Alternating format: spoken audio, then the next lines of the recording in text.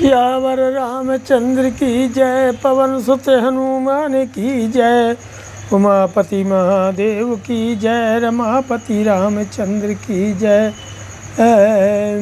उत्तरकांड के 57, 58, 59 सर्ग।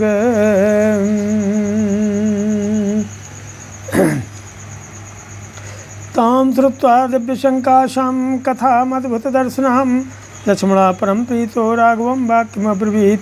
निक्षिप्तदेहो काकुत्स्थो कथं तौ द्विजपार्थवौ पुनर्देहेन संयोगं जगमतुर्देव सम्मतौ।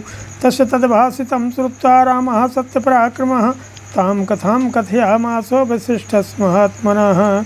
यः सकुम्भो रघुश्रेष्ठो तेजः पूर्णो महात्मनो तस्मिन् तेजोमयो विप्रौ सम्भूतामृकी सत्यमौ। पूर्वं सम्भवत् तत्र अगस्त्यो भगवान् ऋषिः नाहं तस्तवेत्युक्त्वा मित्रं तस्मादपाक्रमतो। तद्धि तेजस्तु मित्रशौरवस्य पूर्वमाहितं तस्मिन् सम्भवत् कुम्भे तत्तेजो यत्र वारुणं। कश्चित् तत्त्वतः कालस्य मित्रावरणसम्भव वसिष्ठस्तेजसा युक्तो जज्ञेक्ष्वाकुदैवतम्। उस दिव्य एवं अद्भुत कथा को सुनकर के लक्ष्मण को बड़ी प्रसन्नता हुई। वे श्री रघुनाथ जी से बोले, हे काकुत्स महर्षि वसिष्ठा राजऋषि निमि, जो देवताओं द्वारा भी सम्मानित थे, अपने अपने शरीर को छोड़कर फिर नूतन शरीर से किस प्रकार संयुक्त हुए। उनका प्रश्न सुनकर सतपराक्रमी श्री राम ने महात्मा वशिष्ठ के शरीर ग्रहण से संबंध रखने वाली उस कथा को पुनः कहना आरंभ किया। रघुश्रेष्ठ महामना मित्र और वरुण देवता के तेज से युक्त जो वह प्रसिद्ध कुंभ था, उसे 2 तेजस्वी ब्राह्मण प्रकट हुए। वे दोनों ही ऋषियों में श्रेष्ठ थे। पहले उस घट से महर्षि भगवान अगस्त उत्पन्न हुए और मित्र से यह कह कर कि मैं आपका पुत्र नहीं हूँ, वहाँ से अन्यत्र चले गए। वह मित्र का तेज था जो उर्वशी के निमित्त से पहले ही उस कुंभ में स्थापित किया गया था। इसके बाद उस कुंभ में वरुण देवता का भी तेज भी सम्मिलित हो गया था।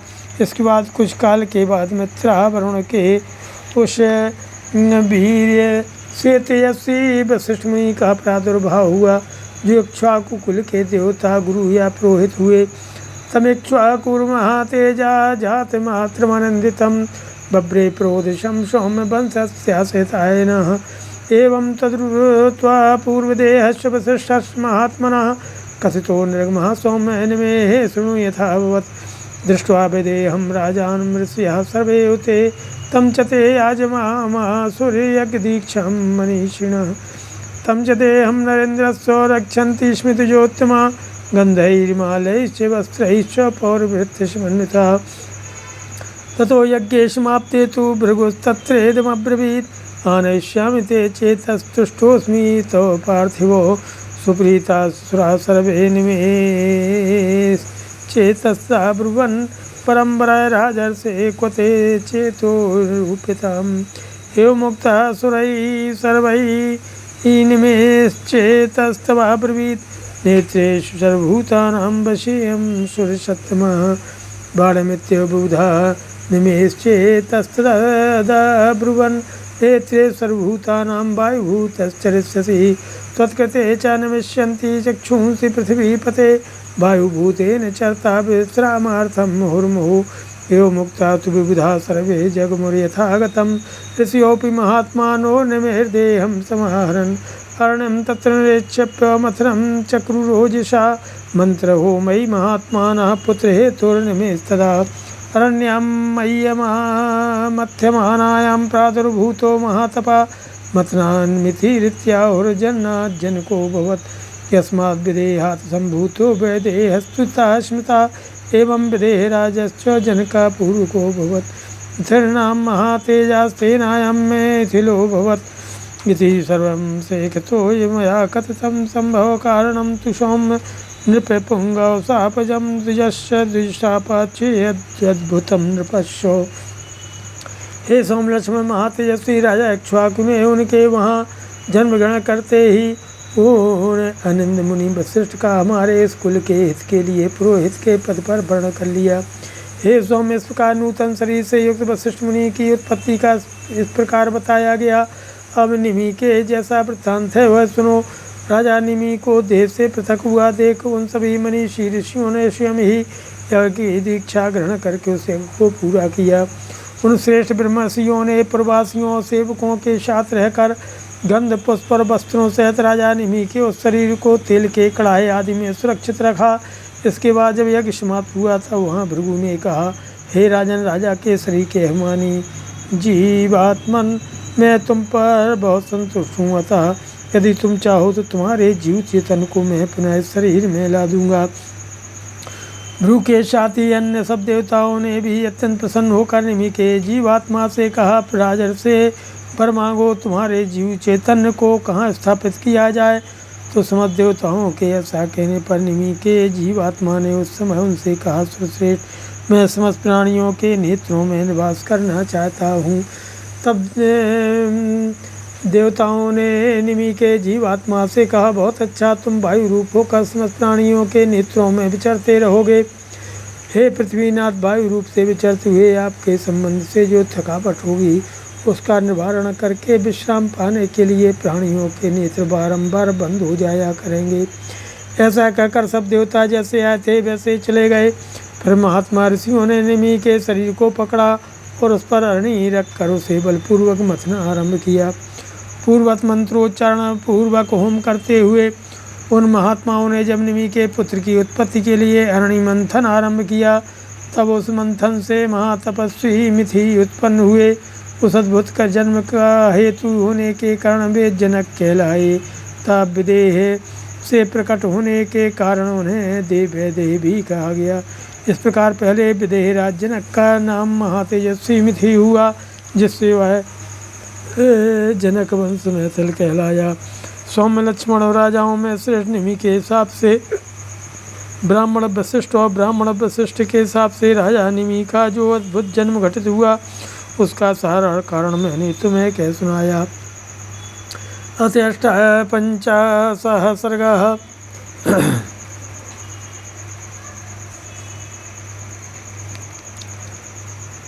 एवं ब्रुवति रामेतु लक्ष्मणः परवीर्यः प्रतिवाच महात्मानं ज्वलन्तमिहो तेजसा महदद्भुतमाश्चर्यं विदेहस्य पुरातनं निवृत्तं राजशार्दूलो वसिष्ठमुनिश्चः निमेस्तु क्षत्रियासूरोर्विशेषेण च दीक्षितः न क्षमं कृतवान् राजा वसिष्ठस्य महात्मनः।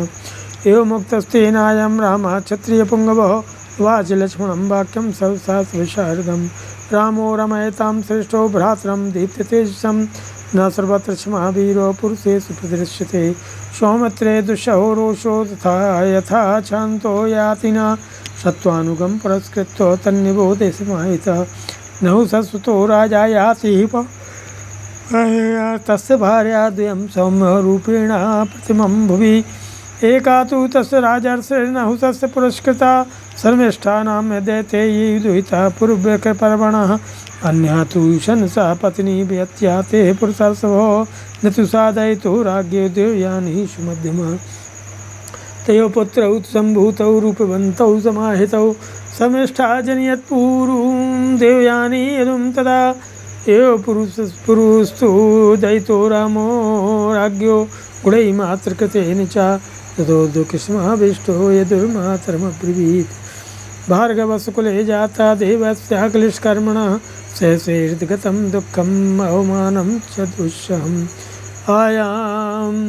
आवां च सहितौ देवी प्रविशाहुताशनं राजा तूरं तां सार्धं दैत्यपुत्र्या बहुच्छप यदि वा सहनीयं ते मामानुज्ञातुमर्हसि क्षमत्वं न क्षमिष्येऽहं न मरिष्यामि न संशयः। पुत्रस्य भाषितं श्रुत्वा परमार्थस्य रोदितः देवयानी तु संक्रुद्धा सस्मार पितरं तदा इंगितं तदभिज्ञाय द्वेतुर्भार्गवस्तदा आगतस्त्वरितं तत्र देवयानी स्मे यत्र सः दृष्ट्वा च प्रकृतिस्थां च तां प्रहृष्टां चेतनां पिता दुहितरं वाक्यं किमेतदिति चाब्रवीत्। श्री राम के ऐसा कहने पर शत्रुवीरों का संहार करने वाले लक्ष्मण ने तेज से प्रज्वलित होते हुए से महात्मा श्री राम को संबोधित करके इस प्रकार कहा कि हे नृपश्रेष्ठ राजा विदेह निमि तथा वशिष्ठ मुनि का पुरातन वृत्तांत अत्यंत अद्भुत और आश्चर्यजनक है। परंतु राजा निमि क्षत्रिय शूरवीरों विशेषता यज्ञ की दीक्षा लिए हुए थे तथा उन्होंने महात्मा वशिष्ठ के प्रति उचित बर्ताव नहीं किया।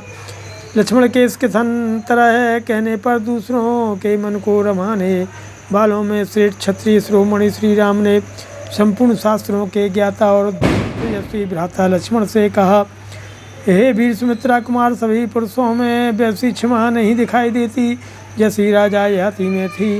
राजा ययाति ने सतगुण के अनुकूल मार्ग का आश्रय लेकर के दुस्सह रूस को क्षमा कर लिया था। वह प्रसंग बताता हूँ, एकाग्रचित्त होकर के सुनो। हे स्वाम्य नहुष के पुत्र राजा ययाति पूर्ववासियों प्रजाजनों की वृद्धि करने वाले थे। उनके 2 पत्नियां थीं जिनके रूप की इस भूतल पर कहीं तुलना नहीं थी। नहुष नंदन राज ऋषि ययाति की एक पत्नी का नाम शर्मिष्ठा था, जो राजा के द्वारा बहुत ही सम्मानित थी। शर्मिष्ठा दैत्य कुल की कन्या और वृषपर्वा की पुत्री थी। पुरुष प्रवार उनकी दूसरी पत्नी शुक्राचार्य की पुत्री देवयानी थी। देवयानी सुंदरी होने पर भी राजा को अधिक प्रिय नहीं थी। उन्हें दोनों के ही पुत्र बड़े रूपवान हुए। शर्मिष्ठा ने पुरु को जन्म दिया और देवयानी ने यदु को। वे दोनों बालक अपने चित्त को एकाग्र रखने वाले थे। अपनी माता के प्रेमयुक्त व्यवहार से और अपने गुणों से पुरु राजा को अधिक प्रिय था। इससे यदु के मन में बड़ा दुख हुआ। वे माता से बोले, माँ, तुम अनायास ही महान कर्म करने वाले देवस्वरूप शुक्राचार्य के कुल में उत्पन्न हुई हो, तो भी वहाँ हार्दिक दुख और दुस्सह अपमान सहती हो। अतः देवी, हम दोनों एक साथ ही अग्नि में प्रवेश कर जाएं। राजा दैत्यपुत्री शर्मिष्ठा के साथ अत्यंत अनंत रात्रियों तक रमते रहें। यदि तुम्हें यह सब कुछ सहन करना है तो मुझे ही प्राण त्याग की आज्ञा दे दो। तुम ही सहो, मैं नहीं सहूँगा, मैं निस्संदेह मर जाऊँगा। अत्यंत आर्त होकर रोते हुए अपने पुत्र यदु की बात सुन करके देवयानी को बड़ा क्रोध हुआ। उन्होंने तत्काल अपने पिता शुक्राचार्य जी का स्मरण किया। शुक्राचार्य अपनी पुत्री की उस चेष्टा को जानकर तत्काल उस स्थान पर आ पहुँचे जहाँ देवयानी विद्यमान थी। बेटी को अस्वस्थ, प्रसन्न और चेतसी देख करके पिता ने पूछा, बच्चे, यह क्या बात है के पृच्छन्तमस कृतं वै भार्गवं दीप्ततेजसं देवयानी तु संक्रुद्धा पितरं भाक्रमब्रवीत् अहम् अग्निं विषं तीक्ष्णमपो वा सुमुनिसत्तमो भक्षसे प्रवेक्षे वा न तु शक्ष्यामि जीवितुं न मां त्वमहो जानीखे दुःखिताम् अवमानितां वृक्षस्यावज्ञा ब्रह्मच्छिद्यन्ते वृक्षजीविनाम् अवज्ञाचाराजर्षि परिभूय च भार्गवो मय्यवज्ञां प्रयुक्ते हि न चामहं बहुमन्यते। तस्यास्तद्वचनं श्रुत्वा कोपेनाभिपरिवृतः व्याहर्तुमुपचक्रामो भार्गवो नहुषात्मजं यस्यान्मावजानीखे नाहुष त्वं दुरात्मवान् वयसाजर्या जीर्णः शैथिल्यमुपयास्यसि। एवमुक्त्वा दुहितरं समाश्वास्य च स भार्गवः पुनर्जगाम ब्रह्मर्षिभवनं स्वं महायशः। सयो मुक्त्वा द्विजपुङ्गवाग्र्यः श्रुतां समाश्वास्य च देवयानीं पुनर्यौ सूर्यसमानतेजा दत्त्वा च शापं नहुषात्मजायो। उद्दीप तेज वाले पिता भृगुनंदन शुक्राचार्य जब बारंबार इस प्रकार पूछने लगे, तब देवयानी ने अत्यंत कुपित होकर उनसे कहा, मुनि श्रेष्ठ, मैं प्रज्वलित अग्नि आगाध जल में प्रवेश कर जाऊंगी अथवा विष खा लूँगी, किंतु इस प्रकार अपमानित होकर जीवित नहीं रह सकूँगी। आपको पता नहीं है कि मैं यहाँ कितनी दुखी और अपमानित हूँ। हे ब्रह्मन, वृक्ष के प्रति अवहेलना होने से उसके आश्रित फूलों और पत्तों को ही तोड़ा और नष्ट किया जाता है। हे भृगुनंदन राजर्षि ययाति, आपके प्रति अनादर का भाव रखने के कारण मेरी भी अवहेलना करते हैं और मुझे अधिक आदर नहीं देते हैं। देवयानी की बात सुनकर भृगुनंदन शुक्राचार्य को बड़ा क्रोध हुआ। उन्होंने नहुष पुत्र ययाति को लक्ष्य करके इस प्रकार कहना आरंभ किया कि नहुष कुमार, तुम दुरात्मा होने के कारण मेरी अवहेलना करते हो, इसलिए तुम्हारी अवस्था जरा जीर्ण वृद्ध के समान हो जाएगी, तुम सर्वथा शिथिल हो जाओगे। राजा से ऐसा कह करके पुत्री को आश्वासन दे करके महायशस्वी ब्रह्म शुक्राचार्य पुनः अपने घर को चले गए। सूर्य के समान तेजस्वी था। ब्राह्मण शिरोमणियों में अग्रगण शुक्राचार्य देवयानी को आश्वासन दे नहुष पुत्र याति को ऐसा कहकर उन्हें पूर्वोक्त साप दे करके फिर चले गए। अतेकोनषष्टितमः सर्गः। श्रुत्वा तु शनशं क्रुद्धं तदार्तो नहुषात्मजः जरां परमिकां प्राप्य यदुं वचनमब्रवीत्। यदोतुमसि धर्मज्ञो मदर्थं प्रतिगृहीतां जरा परमिका पुत्रभोगैरंसे महर्षा न तावत् कृतकृत्योऽस्मि विषयेषु नरसभोऽनुभूय तदा कामं तथा प्राप्स्याम्यहं जरां। यदुस्तद्वचनं श्रुत्वा प्रत्युवाच नरसभं पुत्रस्ते दयिता पूर्व प्रतिगृह्णातु मयि जरां। बहिष्कृतोऽहमर्थेषु सन्निकर्षा च पार्थवो प्रतिगृह्णातु वै राजन् यही सहस्नासि भोजनम। शुक्राचार्य के कुपित होने का समाचार सुनकर नहुष कुमार याति को बड़ा दुख हुआ। उन्हें ऐसी वृद्धावस्था प्राप्त हुई जो दूसरे की जवानी से बदली जा सकती थी। उस विलक्षण जरावस्था को पाकर राजा ने यदु से कहा, यदो तुम धर्म के ज्ञाता हो, मेरे महयशस्वी पुत्र, तुम मेरे लिए दूसरे के शरीर में संचारित करने के योग्य इस जरावस्था को ले लो। मैं भोगों द्वारा रमण करूँगा, अपनी भोग विषयक इच्छा को पूर्ण करूँगा। नरसेठ, अभी तक मैं विषय भोगों से तृप्त नहीं हुआ हूँ। इच्छानुसार विषय सुख का अनुभव करके फिर अपनी वृद्धावस्था में तुमसे ले लूँगा। उनकी ये बात सुनकर यदु ने नरसेठ याति को उत्तर दिया, आपके लाडले बेटे पुरु ही इस वृद्धावस्था को ग्रहण करें। पृथ्वीनाथ, मुझे तो अपने आपने धन से पास रहकर लाड़ प्यार पाने के अधिकार से भी वंचित कर दिया है। अतः जिनके साथ बैठकर आप भोजन करते हैं उन्हीं लोगों से वह अवस्था ग्रहण कीजिए। तस्तद्वचनं श्रुत्वा राजा पूर्वमथा ब्रवीत्, इयं जरा महाबाहो मदर्थं प्रतिगृहीतां। नहुषेणैव मुक्तस्तु पूर्वः प्राञ्जलिरब्रवीत्, धन्योऽस्मि अनुगृहीतोऽस्मि शासनोऽस्मि तव स्थितः। पुरोर्वचनमाज्ञाय नहुषः परया मुदा प्रहसनमतलं लेभे जरां संक्रामयच्युताम्। तथा राजा तरुणः प्राप्य ज्ञानसहस्रशः बहुवर्षसहस्राणि पालयामास मेदिनीम्। अथ दीर्घस्व कालस्व राजा पुरुमथा ब्रवीत्, आनयस्व जरां पुत्रो निहाशं निर्यातयस्व मे। निहाशभूता मया पुत्रो त्वयि संक्रामिता जरा, तस्मात् प्रतिगृहीष्यामि तां जरां मा व्यथां कुरुथा।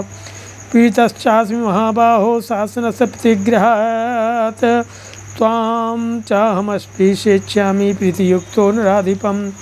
यो मुक्ता सुतं पूर्वं यात्र नहुषात्मजो, देवयानी सुतं क्रुद्धो राजा वाक्यमुवाचः। राक्षसस्त्वं मया जातः शत्रुरूपो दुराश्रितः, प्रतिहंसि ममाज्ञां त्वं प्रजार्थे विफलो भव। पितरं गुरुभूतं मां यस्मात् त्वम् अवमन्यसे, राष्ट्रान्यातु धानान् त्वं जनयिष्यसि दारुणान्। न तु सौम्यकुलोत्पन्ने वंशे स्थास्यन्ति दुर्मतेः, ये वंशोऽपि भवतस्तुल्यो दुर्विनीतो भविष्यति। तमेव मुक्त्वा राजर्षिः पूर्वं राज्यवर्धनम्, अभिषेकेण सम्पूज्य आश्रमं प्रविवेशः। सा कालेन महता दृष्टान्तमुपजग्मिवान्, त्रिदिवं सागतो राजा यातिर्नहुषात्मजा। पुरुश्चकार तद्राज्यं धर्मेण महता व्रतः, प्रतिष्ठाने पुरवरे काशीराज्ये महायशः। यदुस्तु जनियामाश यातु धानानं सहस्रशः, पुरे क्रौञ्चवने दुर्गं राजवंश बहिष्कृता। एक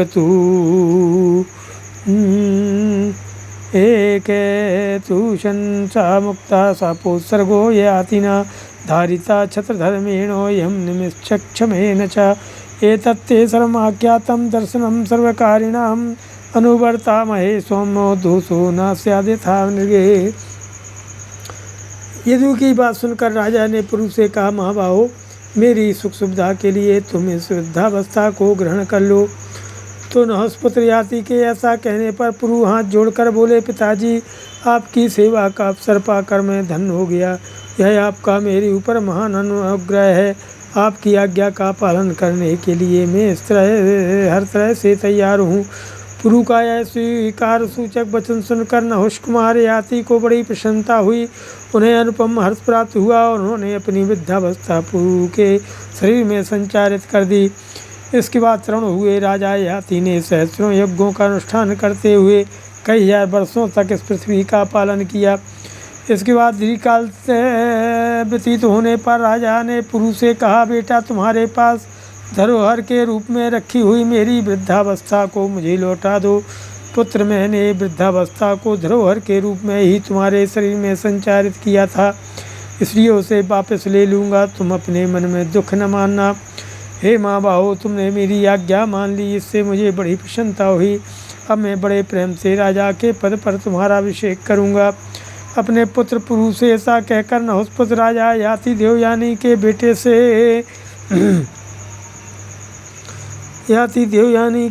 से कुपित होकर बोले,